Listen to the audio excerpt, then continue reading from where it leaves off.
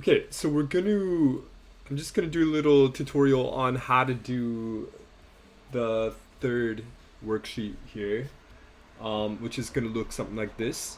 And we're working off of these dimensions right here. So this is supposed to be a fixture block. So just kind of a typical mechanical drawing. Um, and what I'm going to do here is I'm going to take one of these orthographic views. I'm going to take the top projection of this isometric view. And that is what I'm going to start with for my three-dimensional sketch. So I'm going to go into Inventor. Here I've already completed it, but I'm going to start a new sketch. So go up to that icon up there. I'm going to do it in millimeters. So I'm in the metric folder, and those are my templates. And now I am going to start my model with the 2D sketch. So I'm going to click on that button there. I'm going to pick a plane. I'm going to be working from above, so I'm going to choose this XZ plane here. And for this particular drawing, I got the circle that I'm going to start with. So I'm going to start with that in the anchored onto the origin point, and it has a diameter of 15. So one thing about Inventor as opposed to AutoCAD is that by default the circles are in diameter rather than radius. So that has a diameter of 15. And then I'm going to create another circle that's going to make the basis of my arc, and that's going to have a diameter of 30. Okay, from that point I'm going to create some lines off the top quadrant, and you'll see that the line snapped to that point there. I'm going to move it over to 18, and I also have snap tracking. So if I hover over the bottom quadrant, which I did, it's going to create that serrated line to know that I'm going to be directly horizontal to that quadrant. Okay. So you'll notice that the lines that I put in are not constrained. They haven't turned black. So I'm going to add some dimensions to those. Well, that top one has a dimension. I'm going to add a dimension to this one, and a dimension to that one there. Okay, so everything's turned black, and that means we're in pretty good shape. So next, from my center point, I know that I got a line going 60. That's going to mark the end. So I've already gone 18. I'm going to subtract 18 from 60, which gives me 42. And then I also have a 45-degree angle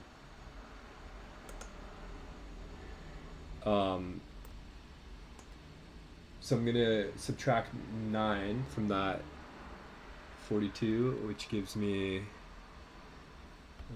33.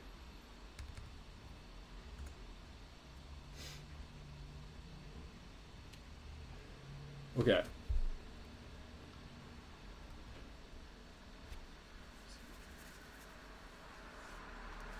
Now I know that there is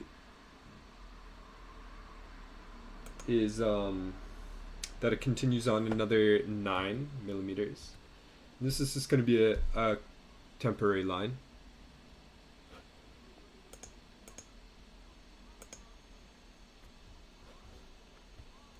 Which is going to be erased later, but it's just going to mark out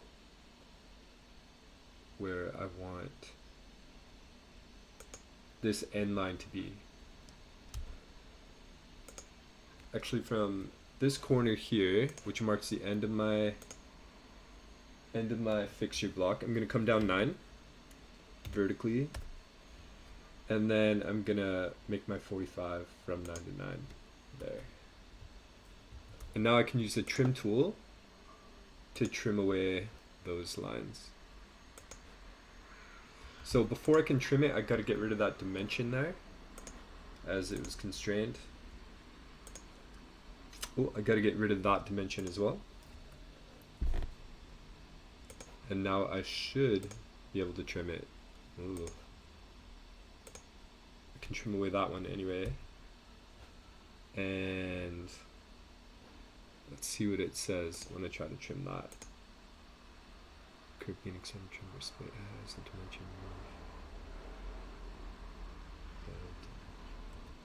Okay, well, we'll get rid of this dimension for now. Get rid of that. Okay, so I could have just deleted that line there. Anyhow, this end vertical line is going to come down 12. And then I've got a line at 45. So if I press tab, I can change the degrees that I'm working in. And so I got to take 180 degrees minus 45, which is going to be 135.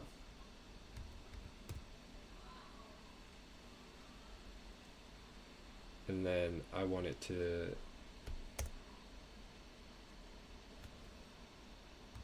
well, it's locked into 45. So now when I create my line from this point here straight horizontally, I can just trim away the excess.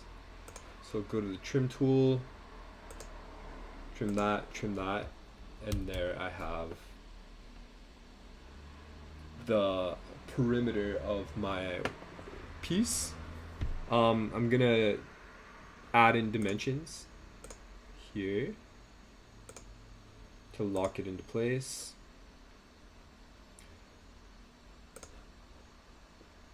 So I'm going to add a vertical dimension as well as horizontal dimension, and I'm going to do the same down here.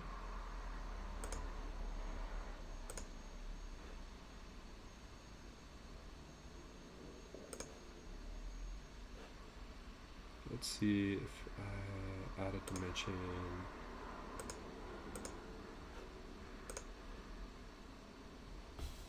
Okay, so it's not letting me constrain my drawing here. Let's see if I add like a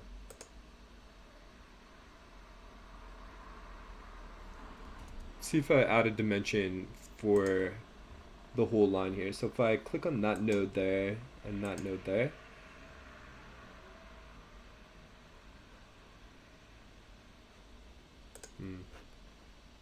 it's not going to let me do that. So if there is lines here that are purple and that won't turn black, what we can do is we can click and drag and see why it is where I can drag it from. So it looks like I can extend it out, which means that it has nothing to do with the dimensions I have on these lines here. It has everything to do with the dimension I don't have on these lines. So I know that this line is going to be 33. So add that. And now that's fully constrained the entire sketch. Now I just gotta, well, that's all I'm gonna do at this point. So I can finish my sketch. It's gonna give me an isometric view now. I'm gonna right click on my sketch and turn off the visibility of my, whoops, I'm gonna turn back the visibility on and right click and turn off the visibility of my dimensions. And now I'm going to start adding that third dimension. So I'm going to go to Extrude, and I'm going to click on this area here. I'm going to add in the height, looking at the vertical, the elevation. On my print. So that's going to come up 30. Again, it turns off your sketch. So if I simply go back to my sketch 1 and turn the visibility back on, there it is. I'm going to extrude up the other portions as well. And I can, because I had 30 in there already, that's going to snap to 30. And then this portion here is going to come up. I'm going to change that to 9.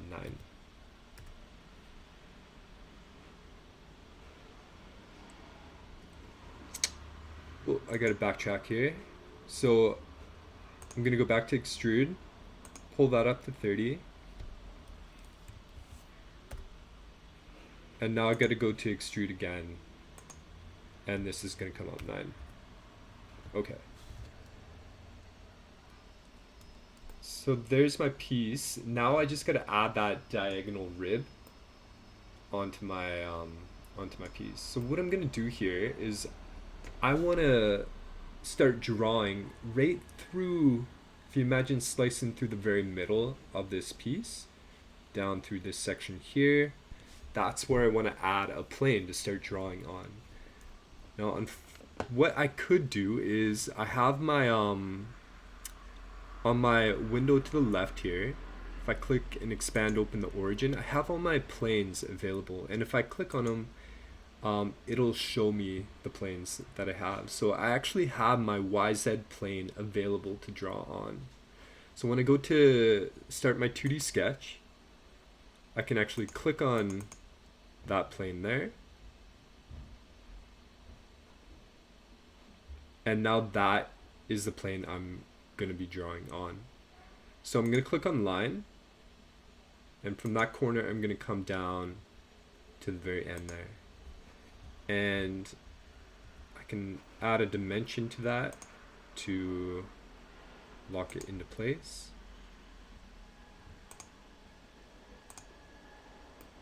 And I can add a horizontal dimension.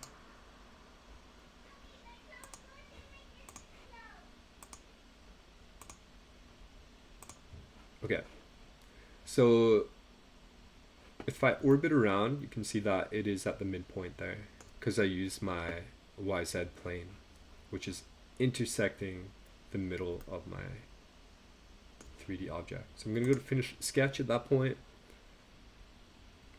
Now, for any sort of diagonal cross member like this that adds support, that's called what we call a rib. And you see this like underneath the benches in the hallways and underneath like shelving and stuff like that. So we're gonna click on that rib icon there, and it's gonna ask me to pick a profile. I'm gonna pick that diagonal line. I'm gonna come down to parallel to sketch plane and make sure that's highlighted. And then I'm gonna check either one of these directions to see where I get a solid showing up. So currently my thickness is at 1 millimeter. I'm going to change that to 7. And there I have my rib. And keep in mind that you can play around with the direction that the extrusion is going to be made. What we want is we want it to be centered, so we're going to have it expand out 7 millimeters from the middle, so 3.5 millimeters in either direction. And press OK. And that is drawing 3D-3.